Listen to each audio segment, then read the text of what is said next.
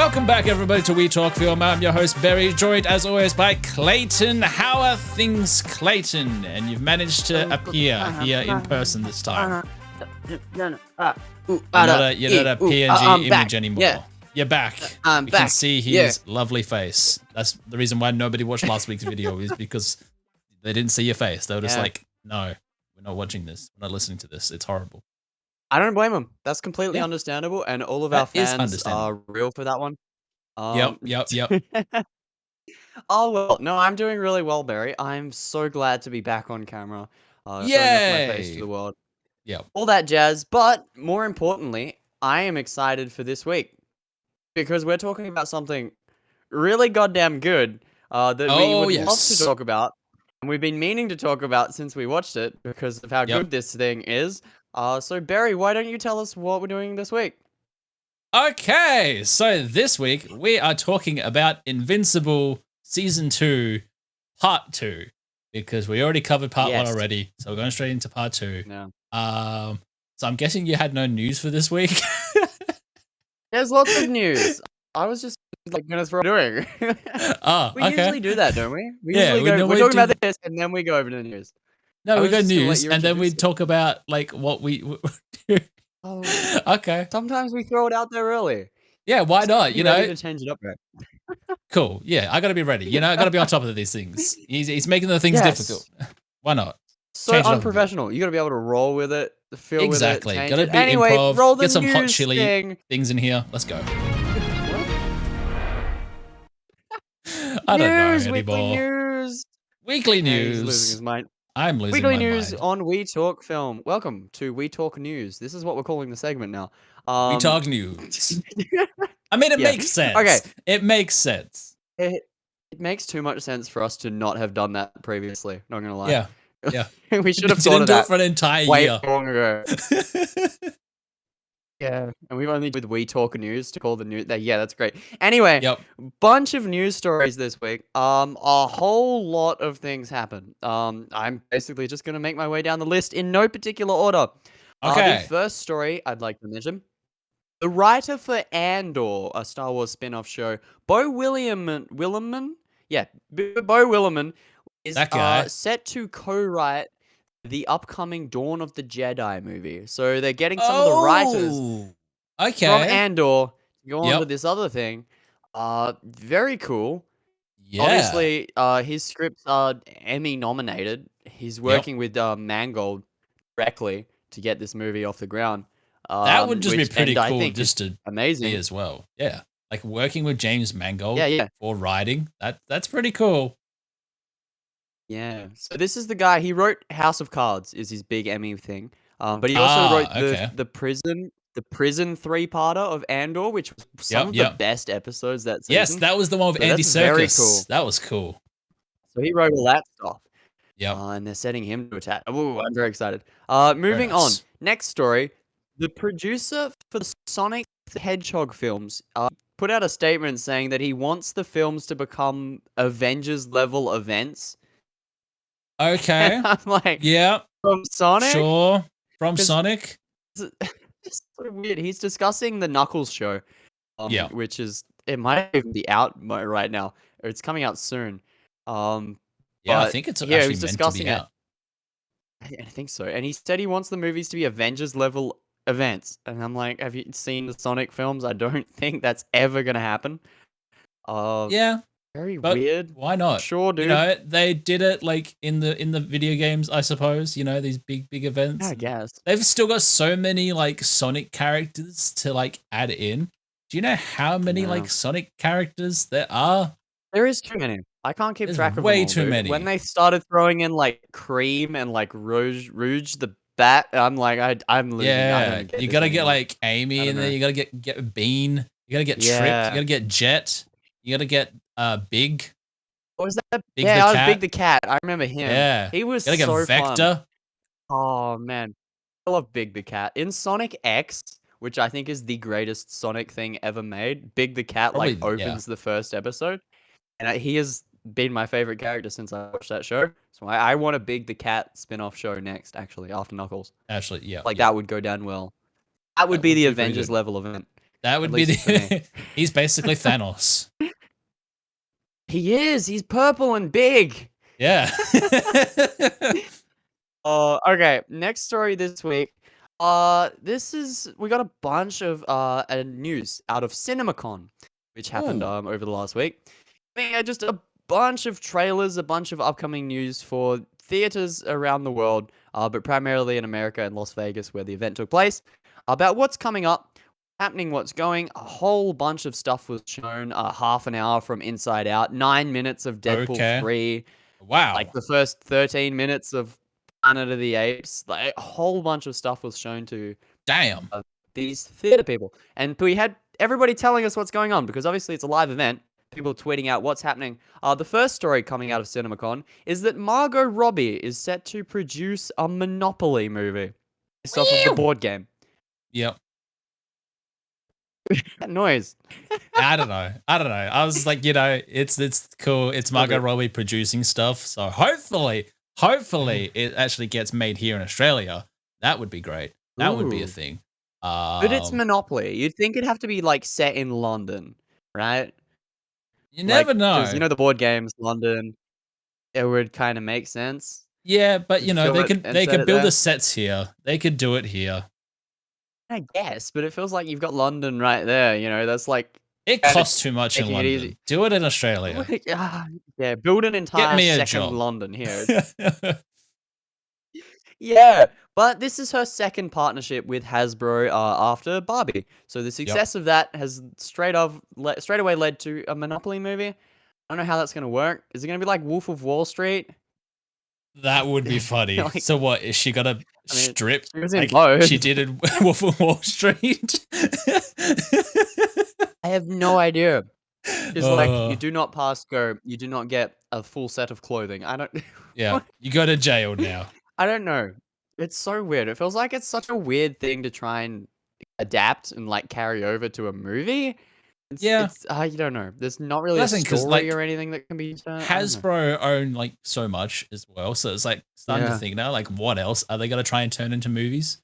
Because they own like so much. Play-Doh, they own Nerf, they own already like Transformers and G.I. Joe, and stuff like that. So yeah. That is the next story. Because Transformers and G.I. Joe are getting a crossover film. Also announced at CinemaCon. That's what I was like trying to set you up for. Yeah, you were. Carried me over very well. But what are your thoughts on a crossover film between Transformers and G.I. Joe? Why not? Yeah, I'm down for it. Why not? Just go more bizarre, batshit crazy with those franchises. Maybe it would actually be the best one out of both of them. If they combine them, they'll get the best elements of both franchises and put it into the same one. If not, it's just going to be utter chaos and it will be amazing. I think it's gonna be so weird. I'm not sure if it's gonna work. I don't know if I'm probably not. No. Invested, but sure, whatever. I don't know. Both of those franchises currently suck. So sure, combine them. Do whatever. I don't know. Take a wild hit, a wild swing, and see if it hits. But who knows? And transform into a Joe. Transform into a Joe. Okay, sure. Whatever you say, Barry. Yeah. Okay. Next story. The producer for The Boys has come out and said that season 4 is completely, totally, absolutely done. That's a direct quote. Okay. Good. Dropping June 13th. So obviously, still a couple months away. But the fact that, it's done now. That's cool. It's going to sit there and get slightly tweaked probably until its upcoming release. I'm very excited. Everyone involved seems to be like, this is some of the best shit we've done. So I'm very excited for more The Boys. Yeah. Because whoever who was in charge of Prime Video, like the president or whatever, he said he's seen it already, and he's just like, this is the most batshit crazy thing we've ever done, and it is amazing. I love that. See, that's insane. I'm so surprised that they keep getting worse and worse each season in terms of the stuff that they can show. Yeah, but somehow they still do it. Twisted people. Yeah, Sick and twisted people writing the show, and I love it. I can't get enough. It's great. I want more. Oh yeah. And I'm so glad we're getting more. It's one of the I was gonna say the best, but it's one of the best superhero shows currently airing. Um, up there with another future part of this episode. Oh, we're on to that part now. Yippee! So Not yes, yet. today. No, Barry, you idiot. God, there's Oh, more stories. there's more You're just skipping stories. ahead. Ah, You're not even reading like the scheduling. I was no, hinting don't at read the it. script. Yeah. Okay, next story. Five Nights at Freddy's 2 coming fall 2025. Um, another CinemaCon announcement. I don't give a Yep. shit. I thought the first one was kind of mid. Hopefully Yep. this one's better. Cool. Next story. Blumhouse. They're making a Blair Witch movie. Uh, Another one. a new entry. So I assume it's a sequel. Well, they already did a sequel. Yeah. Yeah, I guess it's another one. Okay. I don't know. Are All they we actually know going about to it was film The another Witch this announcement. time? Yeah, it's exactly the same, but they fuck up the last shot. That's all it is. I don't think a Blair Witch sequel was gonna work unless the story is really good, Yeah. because the original had no story. There was no story in that film, but it was just the vibe and the whole thing behind it. It carried it into stardom. I don't think it can do it again. It Well, that's definitely the thing. can't That's make what people believe it's the real the again. sequel tried to do. Because you got the original one from '99 is called The Blair Witch Project. Yeah. And then the sequel, which was 2016, called Blair Witch, which was basically like the same Oh, thing yeah. again type thing. They try to do like the whole like camera look at me type thing. And it was just kind of like not as great Yeah. because it was like 2016 Boring. and it was Yeah. like meant to be set back. Well, was it modern? I can't remember.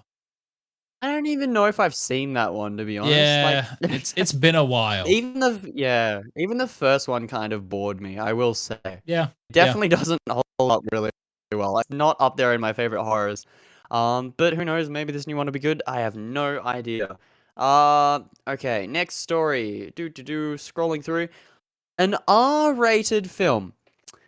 Based off of what is arguably one of the greatest like children's properties of all time is in the works. Based around the Mm. Teenage Mutant Ninja Turtles. There is an Hey! hang on, let me see. Is it live action? Yes, a live action adaptation of Teenage Mutant Ninja Turtles: The Last Ronin is in the Ooh, works. okay. Obviously, the comic book run that Yep, is yep. incredibly well received and is very good. And getting a video And game very violent, adaptation as very well. gritty. Getting a game, and it's also getting a live action film. So this is Damn. kind of out of left field, considering Yeah, the live action Teenage Mutant Ninja Turtle films are all terrible, except for like the original, but even that's like very debatable. yeah. Still So fun to watch though. I I'm love them. they are fun, but I'm so curious to see how this is gonna turn out, considering like the They gotta rating, make the it look like demographic. It's no, they gotta make it so it's like the same timeline as the original '90s films, right? And then it's gonna be like just the follow on same from that. suits, It's the same suits. They're all but it's degraded, like actually how they look now. oh, honestly, I'd watch that. That sounds amazing. It's the 80s Ninja Turtle suits. They have, like, the one mouth movement that they can do. Yeah, yeah, That's it. Oh, that would be amazing. You just sold me on the idea, never mind. I wanna watch yeah. that film. And it's black and white Okay. because it's the last Ronin. Next film. Okay, so, Scary Movie. What are your thoughts on that franchise? Good, then progressively got bad No. after the second one. Even that's debatable. But anyway, Yeah. it's getting a reboot. They're rebooting Woohoo! Scary They Movie. rebooted it after the Um, second one. That's what was the whole point. yeah, they're doing And it they're just like again. reboot it again, reboot it again. Yeah, I don't give a shit. No, They're no, not I that don't think funny. it's gonna work. Even It's the not gonna. original too. Yeah, No. that's the thing. Like back when it first came out, like it was kind of great, and I remember watching it for the first time and everything around that time, like 2000s era, and it was like ah ha ha ha, Yeah, like funny stuff. And then yeah, the more they did, the worse it got, that was type about thing. it. And that's the Yeah. thing with how comedy is today with those types of movies. It's not gonna work. It's gonna like lose so much money. Yeah, I don't know. I don't think it's gonna work at all. Okay, moving away. We got a shit ton of Marvel news at Disney's CinemaCon coverage. The first thing is that we got a clip Hmm. and a trailer that was shown off for Captain America: Brave New World, showcasing Harrison Ah, Ford in yes. action. With Anthony Mackie having a Yep. discussion, making a joke about how he looks different and shave the mustache, all that. Very fun. But all of the people that saw it said it looked kind of underwhelming. And this is coming from like the press theater cinema people that went to see it. So that's kind of not a good sign. Yeah, It's very no. much not a good sign for Captain America 4, which is very disappointing. Yeah, Because I would have loved that to be good. Like the no. premise for it is awesome.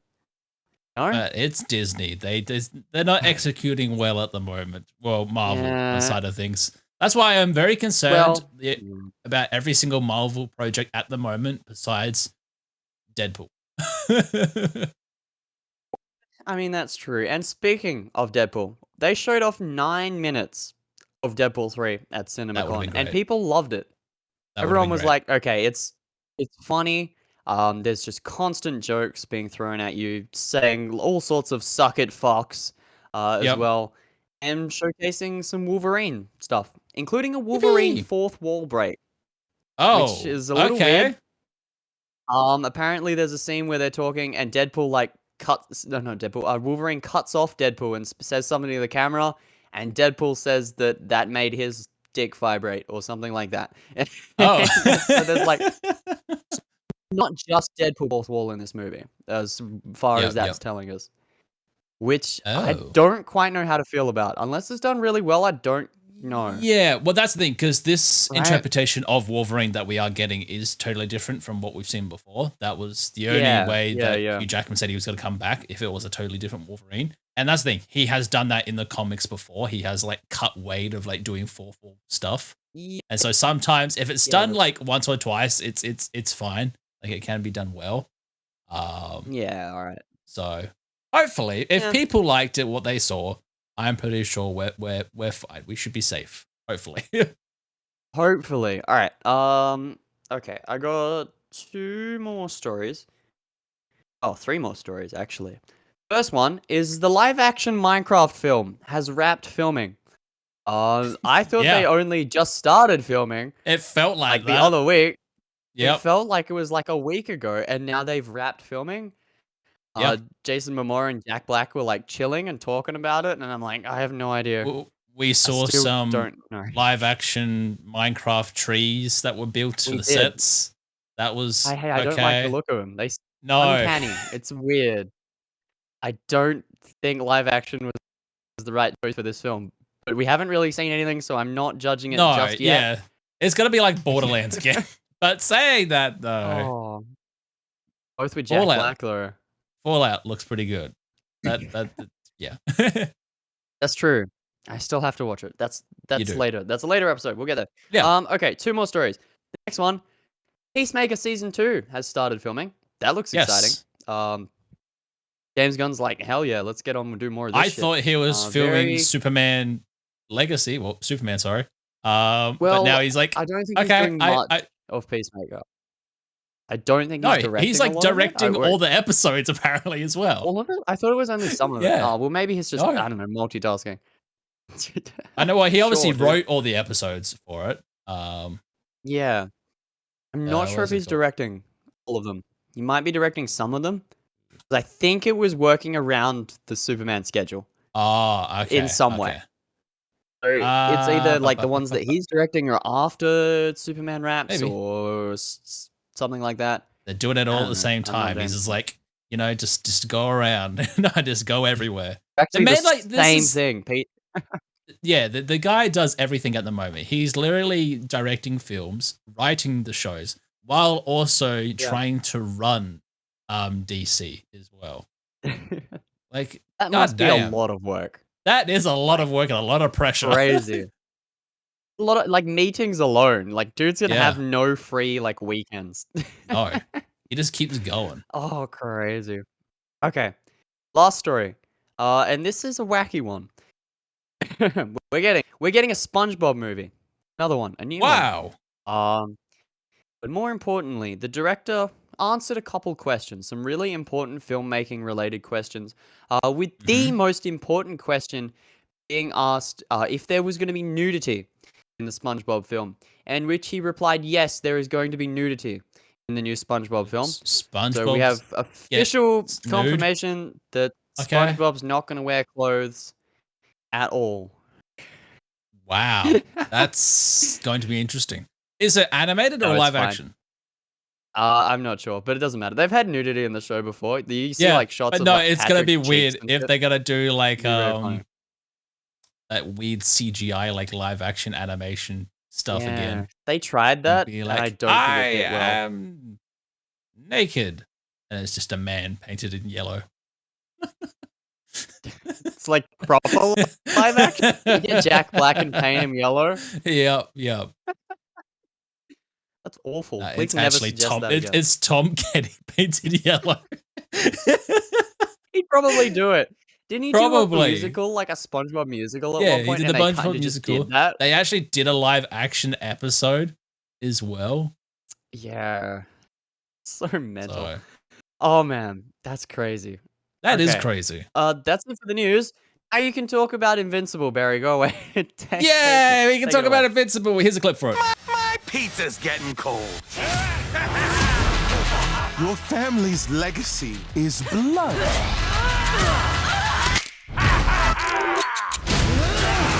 This is over. I'll never let anyone ever hurt my family.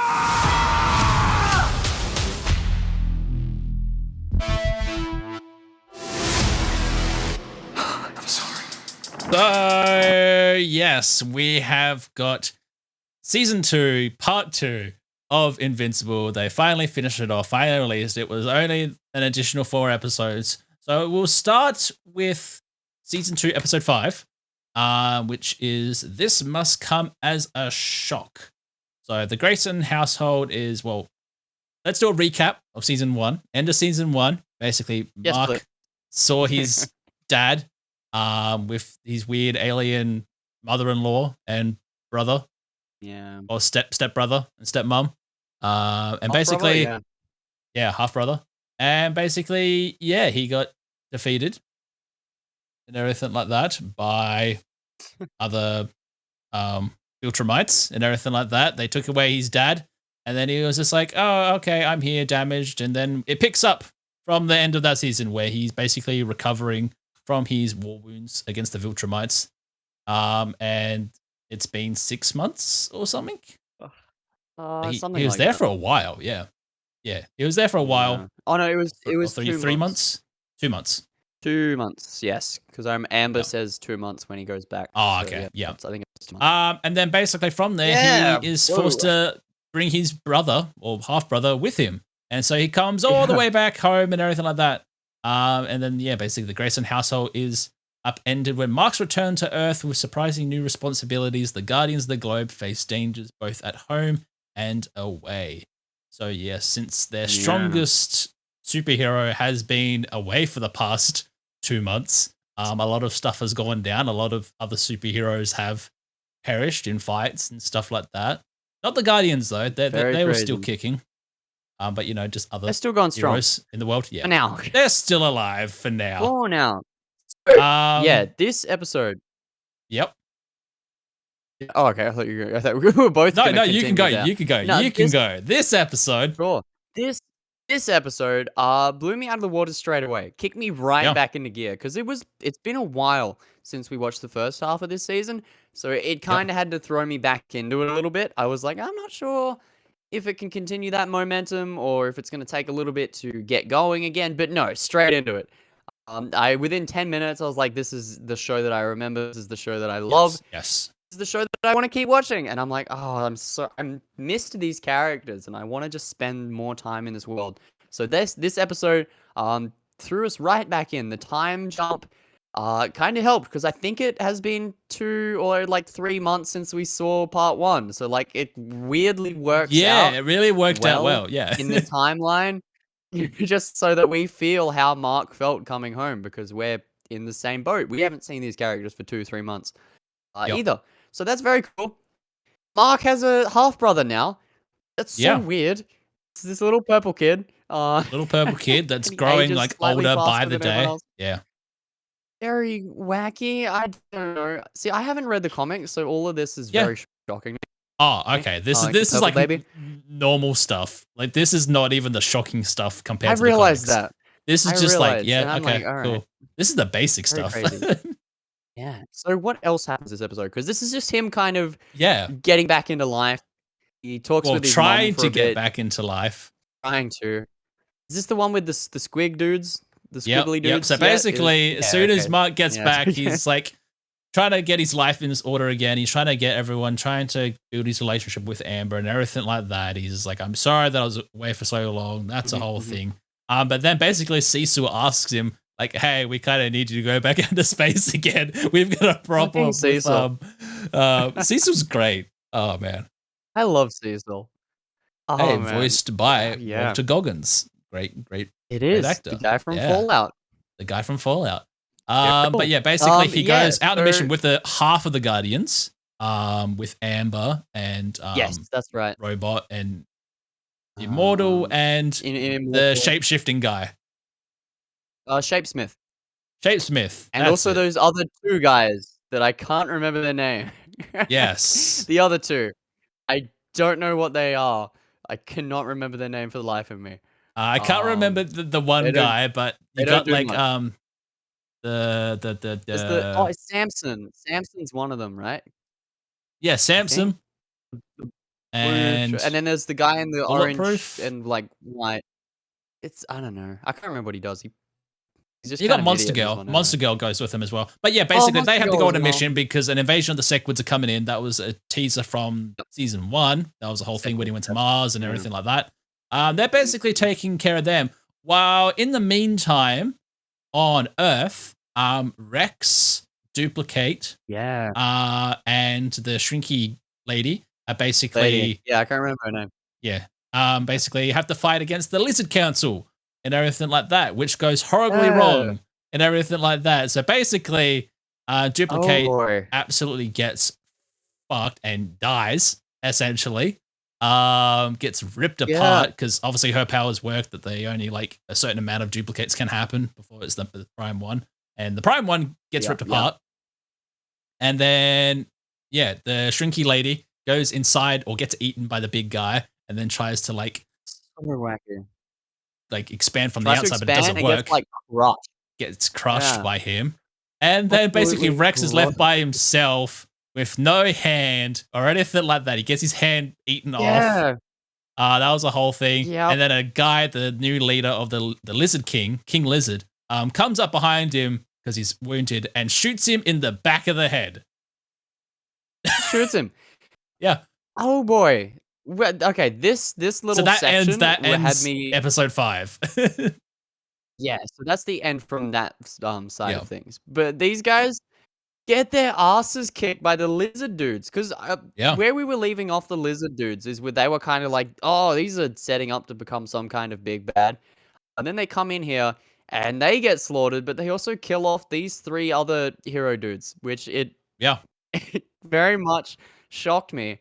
Because I didn't expect them to kill any of these characters, and here we are thinking that all 3 of them are dead. It's revealed later on that actually none of them are dead, but but they got really fucked up.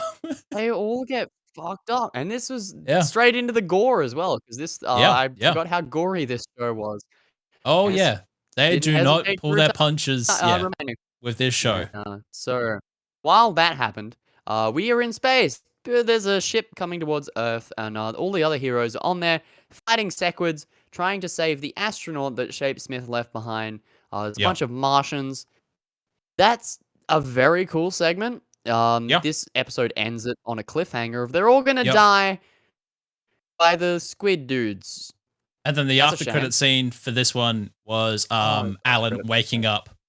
From his little infirmary thing where everyone thought he was dying because what's his name, Peter Cullen's character, turned off his life support, but now he's super strong and everything like that. And Peter Cullen reveals himself to be a Viltrumite, and he's super buff. What? Yeah. 2 twists. This shocked me more than all of that because I was like, Yeah. Alan's back. I And genuinely he's thought Alan died. massive. He's huge. And Yeah. then, yeah, Optimus Prime's like, hey, I'm a Viltrumite, but I'm a good guy. Because we thought he was a Hey. bad guy. Or Yeah. at least I did at the twist. I was like, oh shit, Yeah. Peter Cullen's evil. Evil Optimus Prime. That's cool. And now it's like, oh no, he's a Viltrumite. Yeah. He kind of just walks around. Yeah. He's the leader of the council. Wacky. He's a Viltrumite. Very cool. So yeah, that basically surprised we takes haven't us heard- over to episode 6, which is it's not Yes. that simple.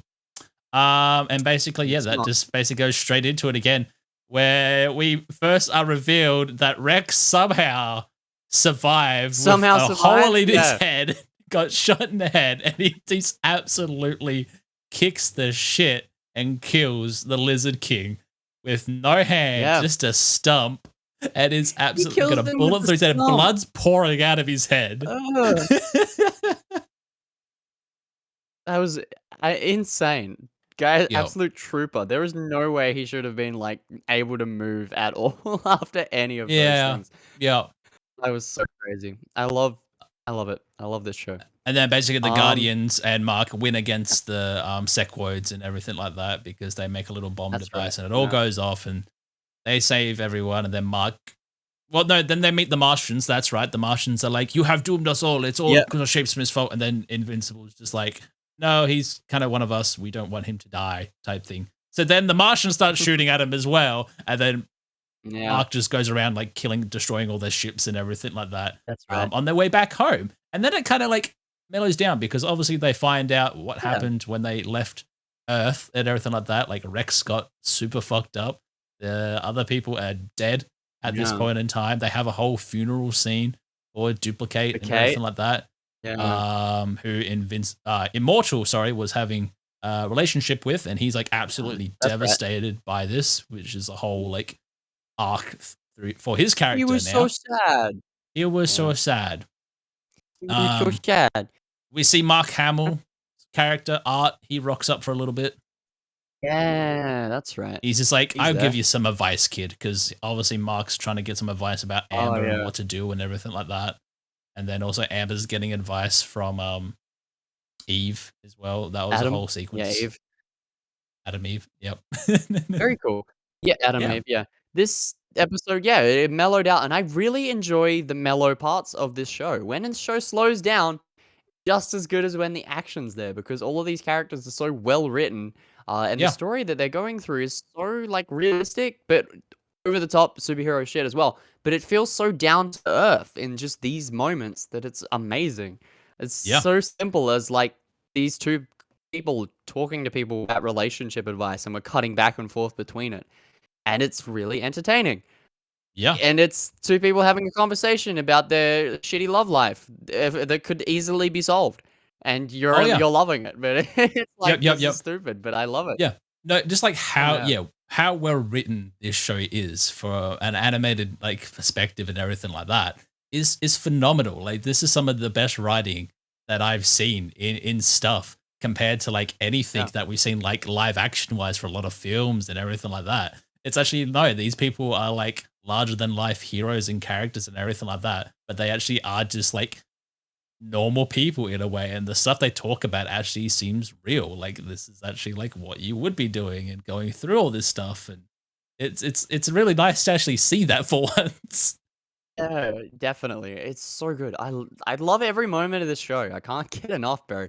Oh, so what happens now? What happens next? What's going on? So basically from there is, they sort things out, blah, blah, blah, blah, blah. Kind of goes into episode 7.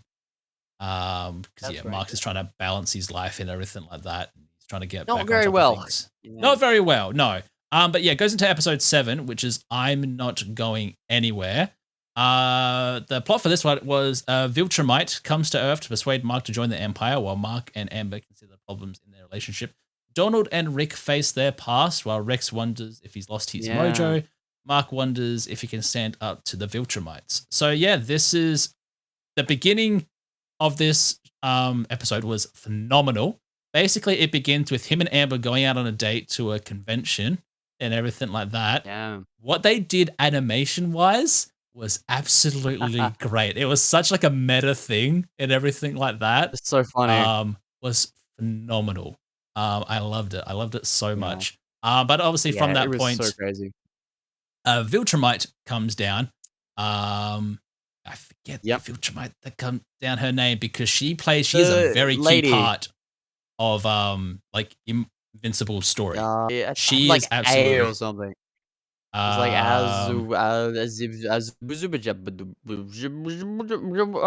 something. I don't know. I'm The trying to look at short-haired IMDb. Yeah, the scary short-haired Scary lady. lady? Scary lady. Scary She lady, I basically don't know. chokes out or almost kills Amber, and like Mark's freaking out as to he doesn't Scary. know what to do type thing. No. No. And then basically she's like, I need to have a word to you about this planet, meet me soon. And then he's basically like getting prepared to fight her and everything like that. Yeah. Where she actually doesn't like want to fight. She's just kind of there to talk to him, be like, you have to do this, otherwise more Viltrumites are gonna come and we are going to kill you and kill everyone on this planet type thing. She was surprisingly reasonable, not gonna lie. Yeah. Especially at this moment. Well, that's the Considering thing, all Mark wanted to because do was like say fuck you. the character that she is and what she actually does to Mark, and this is why she's such a big character in the scene. And I'm surprised. I can't remember in the comics because this is kind of spoilers for this character because she does something very, very disturbing to Mark. So basically in the comics, what she did, I can't remember when in the timeline of comics she does this, but she basically rapes Mark. In the comics. Yeah. What? And then she has like offspring with him, like another kid with him. That's crazy. Okay. That is crazy. So that's why she's such like a big character. They definitely hinted that. What? They definitely hinted that so type thing. Weird. It is very weird. I'm surprised that they didn't do it. But then also as well, I think it might be later because I think it was the second encounter she does it or something like that because she is like super strong. Yeah, like we can Omni-Man tell. level strong. Yeah. Yeah, insane. Okay, I guess that's coming at some point. That's coming at some point. Okay. Is it April? I feel like it was April. I feel like it was some more spacefaring than April. It was like bit more sci-fi than that, I think. I think it was A though, but I'm not sure. We'll look it up. While you're looking it up, I will talk about the scene if you want. Yep. Go for it. Okay, so yeah, this is just a talking conversation. She's basically like, "Hey, you've got to get this planet ready in order to take over," and Mark just kind of says no. He's like, "Fuck you, don't do your shit." But he has to go off and save a cruise ship in the middle of this from being eaten by a giant squid. Anissa. See, told you it was more like sci-fi than April. Anissa. Yeah. Anissa. I was close. So yeah, Anissa April follows is a name of an alien, but sure. Oh, yeah. Well, it's also the name of a month, Barry, but who's counting? So Anissa and Mark go and kill a giant squid from attacking a cruise ship. And then they start fighting because Mark's like, "Hey, man, go away." And he's like, "No." And then she kicks his ass and then just kind of leaves. Yeah. She's like, the Viltrumites are coming. This was a warning. And they kind of subtly hinted to who's coming next. Who's going to be sent next. Who's next? Which said he. He.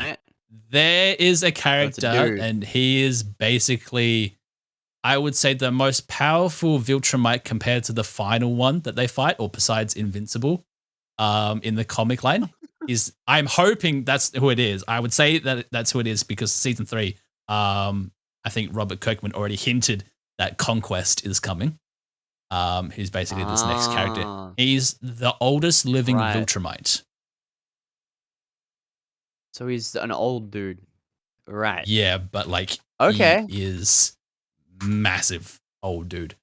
Even in the comic books, like spoilers for the comic books anyway, even the fight that they have against one another, him and Invincible, somehow he still survives. Even though like he gets his head chopped off. Really? Yeah. What? Huh? Yeah. So is he kind of like immortal then? I guess. What the? Okay. Almost, but he's a Viltrumite, so it's worse. He's just strong will. He just won't die. He just won't die out of just pure I'm not going. Well, man, there's a reason why he's still alive because that's a whole Cecil storyline, and that's spoilers for season 3 potentially. Cecil. Yeah, Cecil. I love Cecil. I love Cecil. Cecil's you know who great. else I love in this show, especially this season? Who's quickly becoming my favorite character? It's Donald. Oh yeah, Donald has his whole arc in this episode. We find out more behind he is a robot. He's RoboCop. He's RoboCop, and he's that is the whole point of his character. He's RoboCop. Yeah, and he keeps getting his memory wiped every time he's died, and he's died hundreds, if not thousands, of times at this point in time. So Donald's cool. Yeah. Donald's great. Donald. What else happens this episode? Alan gets taken away by the Viltrumites. Well, we're not up to that yet. Well, it's around the same time. It cuts in between. There's more to talk about. All right, Barry. There were some events in between that we need to cover. There was events in between. All right. So after Mark gets his ass kicked, he remembers about his dad's books. Right. After he breaks up with he breaks up with what's her name, Amber, and then he that's at the end of the episode. Goes and reads the books. Is it? Oh well, whatever. Yeah. I know how that. Shut up, Barry. He reads the books. Yes, he reads the books. Basically discovering that Omni-Man wrote a bunch of shitty sci-fi novels that were all kind of true and kind of have ways to defeat Viltrumites hidden in them, which is really cool to see because it's hinting that Omni-Man kind of had this planned before, having the switch around. So it's there's more to this, right? It's cool. It's so cool and crazy to think that there's more to Nolan's than just what we've seen so far. Which I love to see. And so he reads that, and then Alan shows up. He's all buff and shit. And he scans the books, takes them back to Optimus Prime, and on the way stumbles into the scary lady. The episode before that happened, but Oh. It's fine. We can go to the next one. It's fine. I don't want to talk about it anyway. It's okay. It's fine. I watched them back to back, so they all kind of blend together. Yeah, that's the thing. I think I did say something that blended into this episode, and it's a whole thing. Yeah, so basically, Alan gets taken away by the Viltrumites, and he ends up on the same prison ship as Omni-Man, essentially. Yeah, they talking, they chilling, they're friends now. They're chilling. Yeah. Well, that happens in the next episode. That gets revealed. But at the end of this episode, episode 7, it's revealed that Angstrom has come after Mark, and he's at his family's place trying to murder his mum, or threatening his mum and brother, and being you need to get here now, otherwise they die. Which leads us on to the final episode of the season, and this was phenomenal. I was not expecting an episode like this. First of all, this episode went for 54 minutes. A full entire animated episode, and it was probably some of the best stuff I have ever seen. This is on par with the end of season 1 level, and I was not expecting that. So good. Basically, Angstrom is a multiverse dude. He opens green portals into different universes, and he's got a big ass brain for a back. If you're watching on YouTube, you can see him behind Barry right now. Oh yeah. Maybe. It gets cut off a little bit. You can see a little bit of him. Hopefully we don't get a copyright strike for that. I don't think that's going to happen, but we'll see.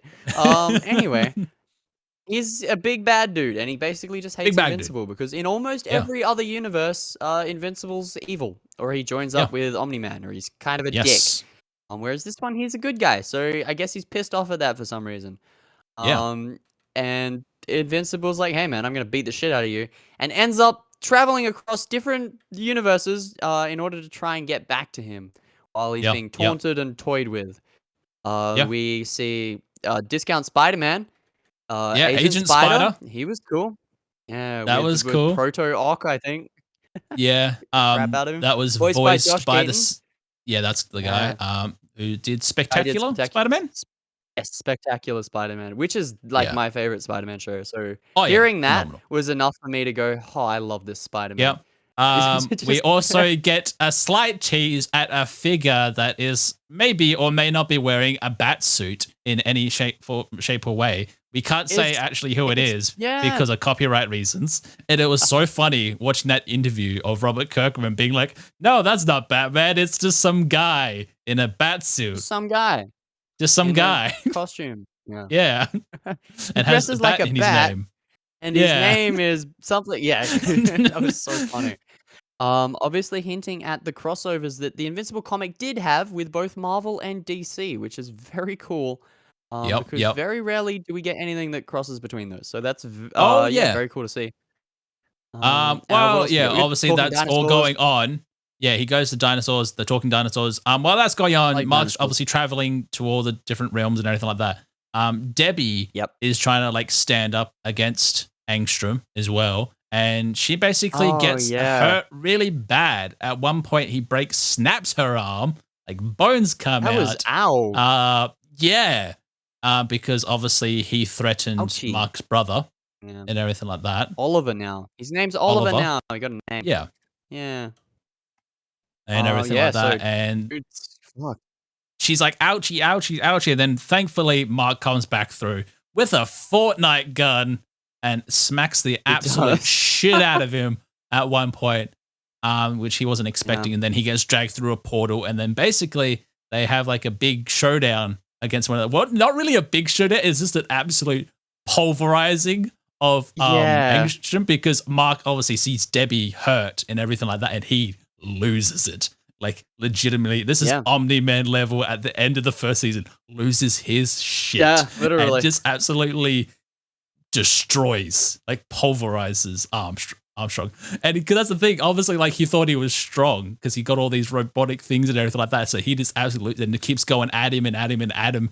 And then obviously he dies and everything. Like Mark murders the guy like brutally. And he was just like, what have I done? You said you were stronger type thing. I thought you were stronger. And he gets stuck in the future realm world. Such a cool scene. Just seeing Mark come to terms with the fact that he did lose control and he can kill people and hurt people. And he was covered in blood. Realization. Absolutely covered in blood. And he's trying so hard to convince himself that he's not like his dad.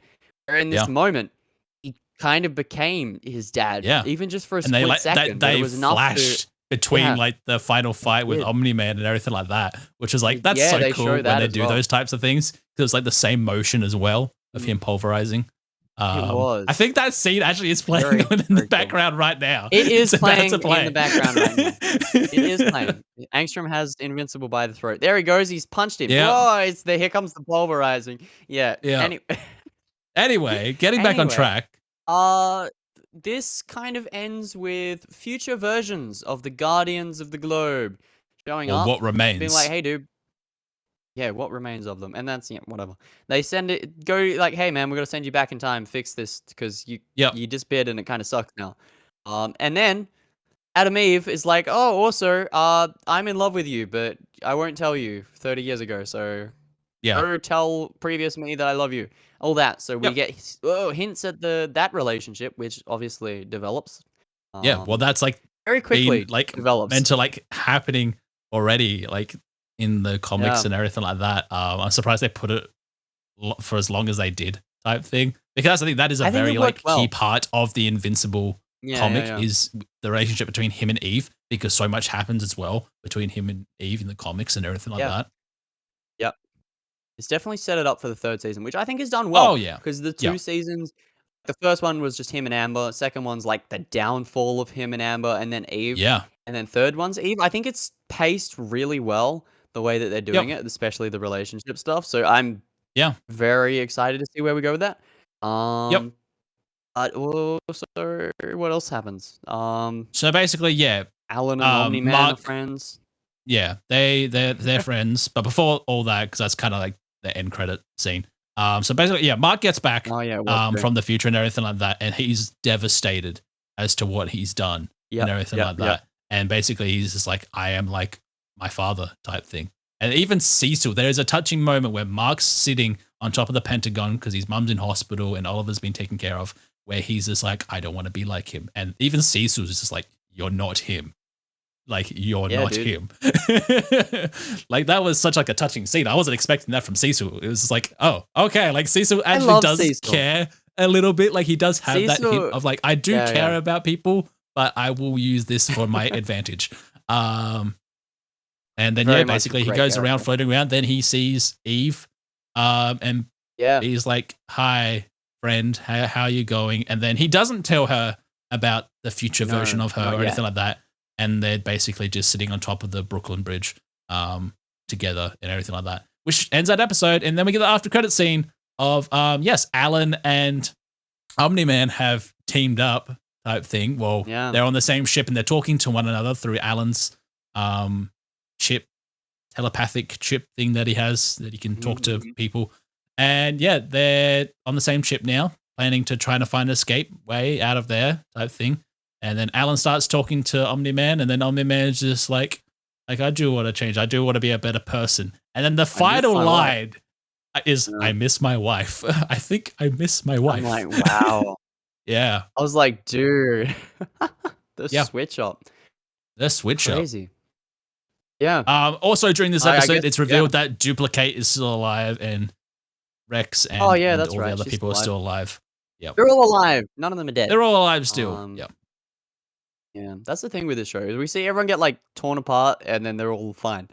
But it gives off very much like Mortal Kombat vibes or something. We see people die, and then they're okay. Well, Omni-Man is in Mortal Kombat, so you know. Yeah, true. It's not that far off.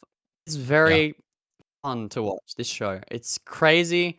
It's wacky. It's over the top. It's insane, but it's also so grounded and well written. The relationships are just as interesting as everything else, which makes it so good. And I really can't wait for season 3. Why don't we move over to final thoughts and ratings for Invincible season 2 part 2? Yeah, I am going to give this a 9. Straight out of the gate, a 9.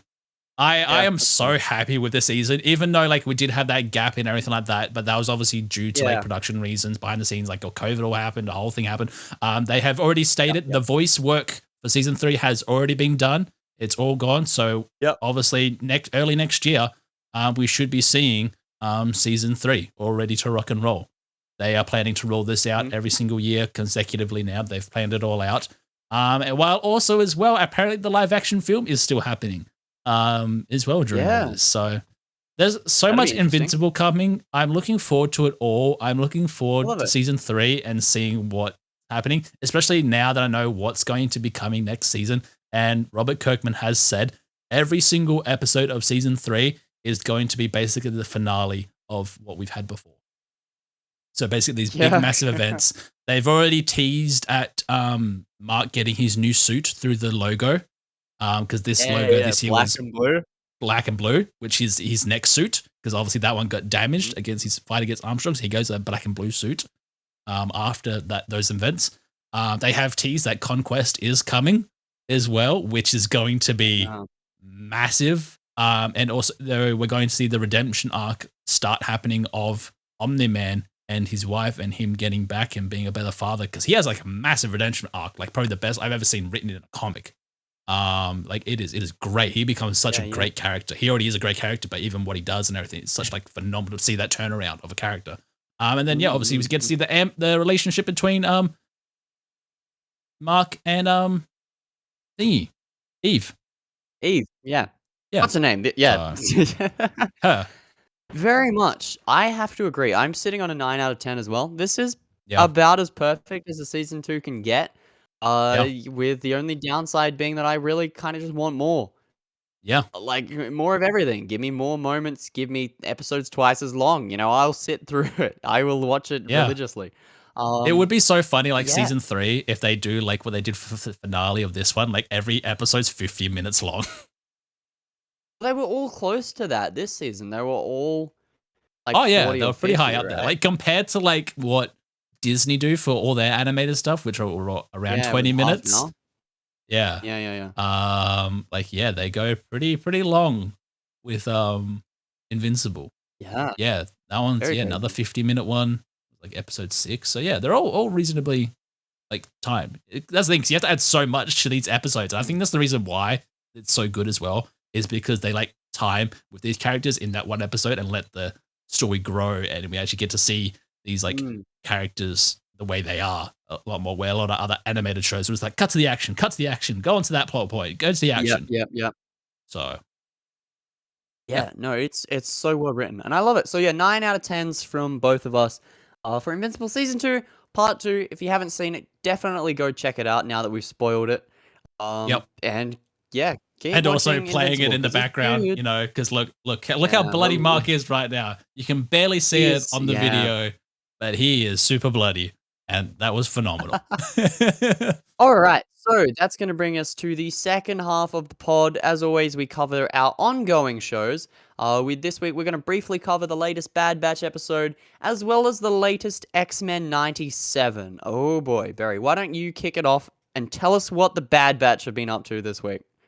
Are we doing 2 episodes? Because they released 2 episodes, didn't they? Hang on. I can't remember. Because they released episode 11 and 12. Did they? We didn't touch on 11, Wait, I don't think. no. We had the double. We had the double whammy. Was that last week? That was last week. Because Okay. it ended with Omega getting taken. Right? Okay, yeah. And we're in the one after. So we're up to Juggernaut, sorry. So this is episode 12. Sorry, Yes. there's been so many like shows coming out at the moment I'm trying to keep track of, and I'm just like, where are we up to? So basically this time the Bad Batch need to find Omega and everything like that, and they go to a planet. They try to find a guy, Rampart, from season 1 of Bad Batch. Yes, he was one of the villains very early on. Yeah, very early on, because basically he knows the of Tantus. He knows where Tantus is, where Omega and all the other clones are, and everything like that. So basically, the Bad Batch go there. They get him out of there, which is a whole cool action sequence with the massive tank thing, and they're driving, and it was actually really cool. The Juggernaut. Yeah. Oh man, so that this was episode cool. was amazing. This was like one of my favorite episodes this season, just because it felt like very early Bad Batch, like no Omega, no high stakes. It's like first season. It was just fun. I loved it. I want more like this, where it's just special forces guys going in, getting an impossible mission done, and then getting out with the next piece of the puzzle. So good. And I'm very glad that we get episodes like this before they all die in the upcoming ones. Well, we only got 3 episodes left, so you know. Which is all the finale, right? And it is coming out like weekly. Part 1, Part 2, Part 3. Yeah, but it's all Part 1s, Part 2, Part 3. So we're in the end game now for the Bad Batch. We are in the end game. We still don't know who's going to show up or what's going to do anything. This was very much a filler episode, but it was a good one. And obviously it gave them the info they needed, so it's technically not a filler episode. Yep. But yeah, I don't know. You have high hopes for the finale? Yeah, I'm still looking forward to the finale. Like, this is all coming to one big massive conclusion. I just hope that they don't cop out and try to make it a safe ending. Because that's the thing. And I don't think they will, because of what they did with last season. Like, they killed one of the main characters in last season. They did. So I'm just like kind of expecting them to be like, all right, we have 3 episodes left now. We know the future of where all this needs to tie up and stuff like that.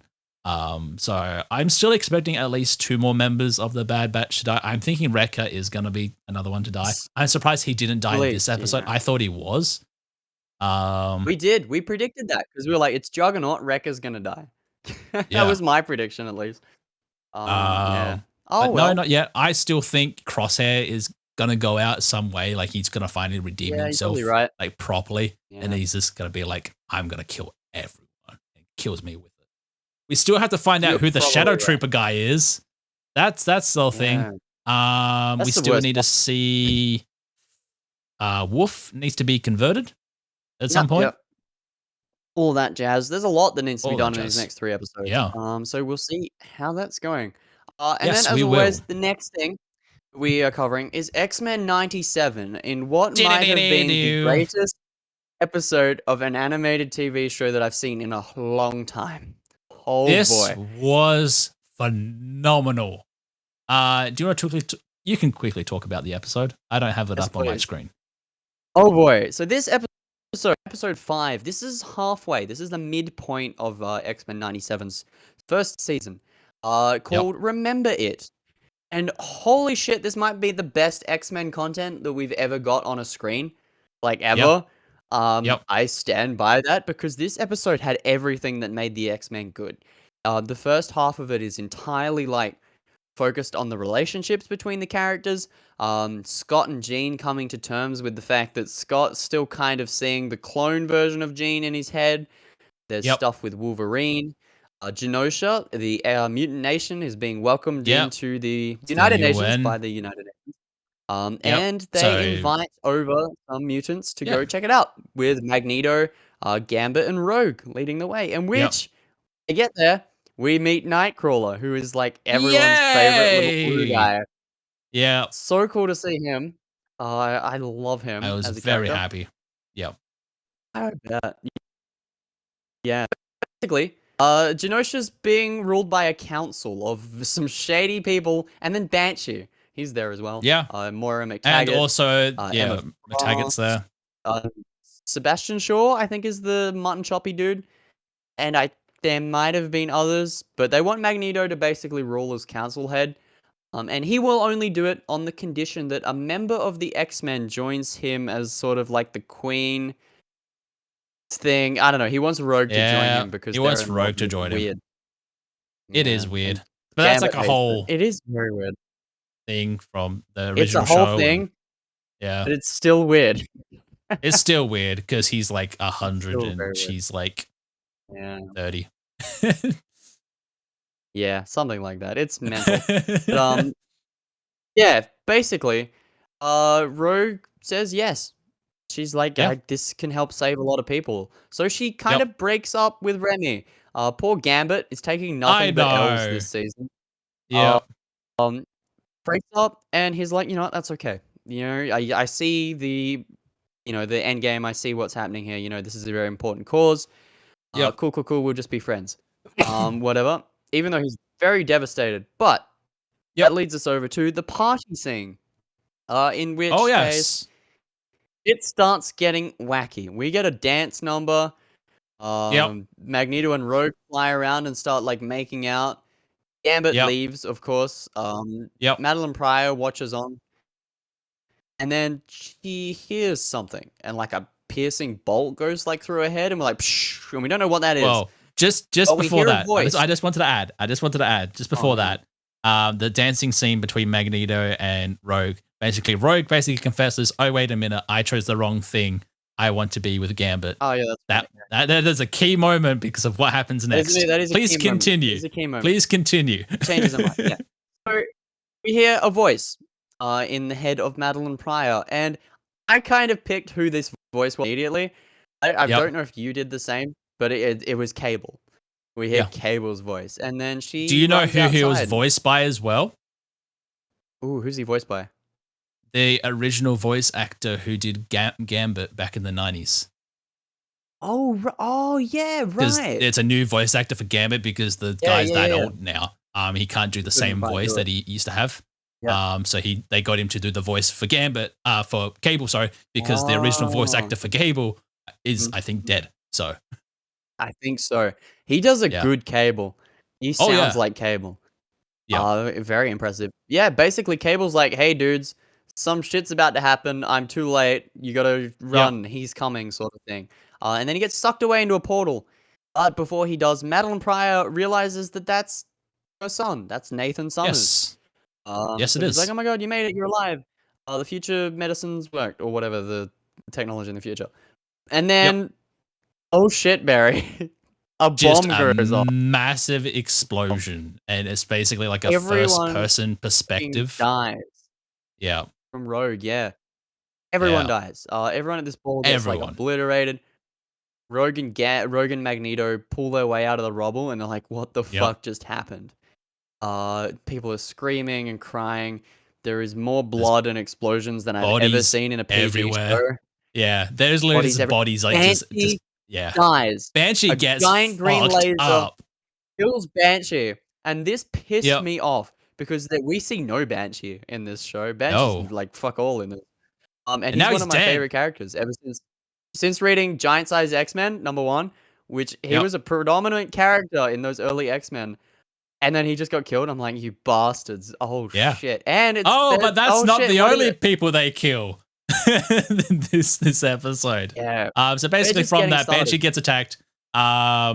Magneto and Rogue are like trying to defend people. Nightcrawler comes in. He teleports them out, but also gets very badly damaged in the meantime. I thought they killed him. Was dead. I totally thought he was dead. Scared. I am literally watching it right now. He looks dead. Like at one point, his blood's coming out of his mouth. Well, Rogue thinks he's dead, but she doesn't want to touch him in case he's not. And Gambit comes over and checks his pulse, which is an amazing scene. And he's like, he's all right. You know, he's still breathing. Fucking scary that they were going to kill off Nightcrawler. So underused in this show. At least up till now. Insane. And then basically, giant fucking sentinels killing all of the mutants. It's spawning little ones. This is bigger than anything we've ever seen on this show, I think. Mental. Magneto's like, okay, you guys gotta go save docks, and there's people down the docks you gotta save. Rogue and Gambit, you go do that. I'm gonna pull off here. Yep. And then we basically lead into the coolest motorcycle battle that since like Akira. As Gambit is riding through the streets, blowing up sentinels with his cards and doing jumps on a motorcycle while Rogue flies alongside. It's the coolest thing ever. It is the coolest thing ever. I was never really the biggest Gambit fan. I thought he was kind of cool, but this episode I think has made me a Gambit fan, like through and through. Yeah. Oh yeah. Like that's the thing. Like really always, because I don't have a lot of X-Men comics, but I have a few. But like always Gambit in it is like always pretty cool type thing. And that's the thing, like he's always been that character. Like every time I see him in stuff, I'm just like, oh yeah, he's really cool. And then they did the live action versions and I was like, they made him horrible. We don't talk about and then Channing Tatum was meant to be him at one point. That was the whole thing. But yeah, it's like they've almost version, like made him so much better. So cool. So cool. He steals the show. Basically, what happens after that? Oh yeah, Gambit saves the Morlocks from being killed. Yep. And then basically the big Sentinel turns its way onto Magneto. Yes, which is an incredible scene where Magneto's protecting Leech and a bunch of other mutants with a big shield, while the giant lasers trying to kill him, and he can't hold it for too long.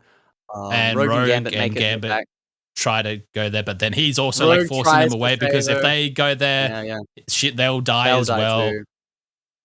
So basically, Magneto sacrifices himself essentially with the other mutants that he was protecting because he can't hold it forever, and they get obliterated. They get turned to dust. They kill Magneto. In this episode, they killed Magneto. Yeah. So many mutants die in this. It's crazy. And then what happens next? Into a rage because she starts flying straight at it, and the Sentinel turns its laser towards it. And Gambit knows what's about to happen, so he charges up the motorcycle and jumps it, knocks her out of the way, saving her at the last minute. And then basically the Sentinel starts going after Nightcrawler and the dudes on the roof, in which Gambit has to try and stop it. And at this point, I was like, what the fuck is Gambit going to do against this thing? There's no way that he can win this fight, right? Yep. Because he's not like an Omega level villain. So Sentinel blows up the floor. Gambit jumps and climbs his way up and goes to basically make like an attack and gets stabbed in the side by a giant metal rod coming out of the Sentinel. It shoots it into him. Yep. Just like almost killing him. And then, because he's connected to it, he charges it up and blows up the Sentinel with the line, name is Gambit, mon ami. Remember it. And then blows up the thing and just basically kills the Sentinel and probably all of the people around it because it was a big explosion. But he saves the day. And then while sacrificing end on himself. what might be the saddest fucking thing I've ever seen. of Rogue holding Gambit's body in the crater, being like, "I can't feel you," as it goes to black, and we hear that line. I was like close to tearing up in this moment, and I'm like, "What the fuck is X-Men doing to me? This is Yeah. insane." Yeah. This is an Oh animated boy. show. This is only episode It 5 is. of an animated This show. is a PG animated show depicting And they genocide. killed of 2 of the biggest X-Men characters in history in one episode. Yeah. In one episode. What? Yep. I am blown away by this Yeah. episode, and I will say that this episode alone, not the show as a whole, this episode alone is a 10 out of 10. Untoppable. Like, I think this is fucking amazing, and it's going to be so hard for the rest of the show to keep up this momentum and that's the this thing. level. Because did you hear what the showrunner said about after this episode came out? He's basically No? like, Oh, you thought episode 5 was good. Wait till you get to the final 2. Yeah. Okay, all right. Yeah. Everyone's dying. All right, okay, so next week is a Storm episode. We're getting the rest of Life, Death, and Adversary, the Weird Owl dude. That's gonna be really fucking cool. I don't think anyone's gonna die. What are your predictions for the rest of this X-Men season? Let's do that now or at the midpoint. I don't know exactly. Because each episode, they've always done something new with it. I feel like it's gonna tease. Well, Cable's gonna return at the end or something like that, and I feel like there might be a whole time travel fiasco thing and everything like that. Fix everything. I think. Yeah. I mean, I think Sinister is the one behind it all and everything like that. So I think he's going to be the big bad guy at the end as well. I think so. Between it all, Yeah. which would be cool because we don't see Sinister in anything else, and I hope they eventually put him in live action when they do the live action X-Men, because that would be amazing. But it's just cool. I'm kind of afraid now for the rest of the other X-Men because they're not afraid to kill him off. I don't personally think Magneto might still be alive some way. You reckon? Because we actually didn't see his body. Well, it is the X-Men. That is true. It is X-Men. No one stays The only dead. body we've seen is Gambit. So yeah, that's true. That's the thing, is the X-Men never stay dead. There has never been an X-Men character who hasn't died and come back. Every single X-Men character's died and come back thousands of times. They're all gonna come back in some way. Cable, whether he time travels and fixes everything, or whether he's not dead, that remains to be seen. As of right now, this is amazing, and I love that they're not afraid to do this with these characters. Push them to their breaking point. Kill them off. Have it affect everyone else in this way, and I really have to commend it because it's so good, and I have no idea what they're gonna do next. And I'm so excited. Neither do I. I'm just so prepared for what happens next. It's just what are you going to do? And they've already confirmed for a season 2 already of this show. Season 3 in work. Oh, season 3. 2 more seasons already in the work. Wow. Okay. So it's just kill everyone. Yeah, they got to have a few people left, towards the end of it. And that's the thing, though, because obviously as well, a big key part of this, which we totally forgot to talk about, before the big explosions actually all happen and everything like that, is we see the Watcher in the background. Yeah, the Watcher showed up. I recognized that Watcher showed on up. first watch, and I was like, Barry, watch this right now. The Watcher's here. Something shit's gonna go down. He's there. The Watcher's watching. Something's gonna happen. The Watcher is watching. And then shit. I wasn't prepared what was gonna happen. I thought it was gonna be just a little cool Easter egg of the Watcher, but no, he was there for a reason. I love it. I love the Watcher, dude. He's just chilling, and I love him. He just chills. And he's gonna be in Fantastic Four as a live action version. They confirmed that he's part of the cast now. Yeah. So that'd be cool. I mean, we've seen Watchers in Guardians and that before. They look cool. Sure. I think that's gonna bring us to the end of another episode, though, Barry. I might have been a bit of a long one. That was no, it's reasonable. It's reasonable. We've gone longer before. We've gone longer. Definitely have. But yeah, thanks everyone for joining us today.